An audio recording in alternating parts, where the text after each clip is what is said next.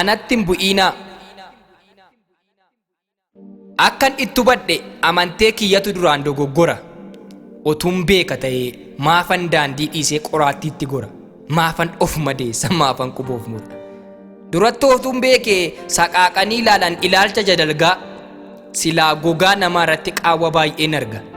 Garuu maalan godha gowwummaan nagane guurii gurraa yaaseen dubbii namaa mane. Namni naman se'e sookoo saanfechine. Safaree xiinxalee urgufee miicine. Bilchaataa isaa malee bukoo isaan shakkine.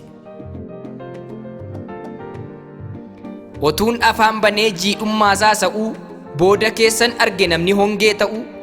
Fakkeessaa fakkaataa goota laagaa yabbuu jijjiiramaa aalaaf bu'aa bulee darbuu.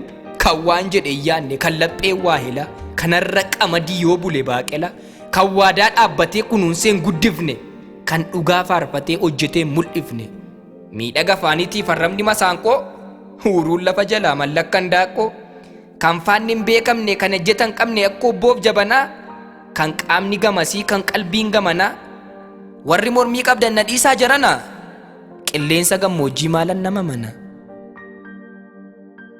Ani jiraachuufan jirutti of waxala takka dhooqaa bayee takka dhooqa gala deemsaaf karaa dhiyoo abuuree barbaachaa irraan gadee bu'ee tabbas jilbeenfachaa argadhe jiifadhee yookaan gogduu nyaachaa guduunfaa garaa koo hunda baadhee obsee dabqa ijoollummaa koo xuruurfadhee cobsee boorumtaa koo xiinxaluutti marrumaanii dhumee buusee baasee yaadee asaasee gungumee irribaa dammaqee halkan kottoonfadhee karoora lakkaa'ee sagantaa tolfadhee barii gubaa qorraan guyyaa ongee saafaan baqee affeelamee as darbee achi darbuutti annisaan koo dhumee humni koos elmamee huuqqadhee qalladhee toorrillee koo argamee gatantaraa ka'aa dhugee dafqa hadhaa galma koo arguufan morma yaasee xadhaa boor nama ta'uufan wixxisee miixadhaa malee daangaan darbine bichaan gurgurre dhimma namaa seenes bultii isaanuun kurre.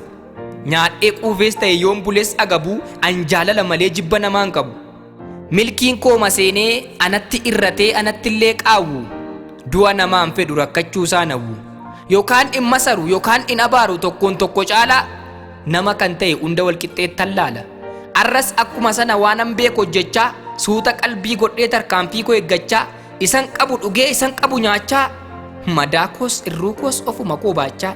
Uumtee nangatiinii jedhee waaqa koo kadhachaa jiraachuun dharraa galma ga'uun fedha deemee karaa ulfinaa tuttuqqaan barbaadu natti hin bu'inaa.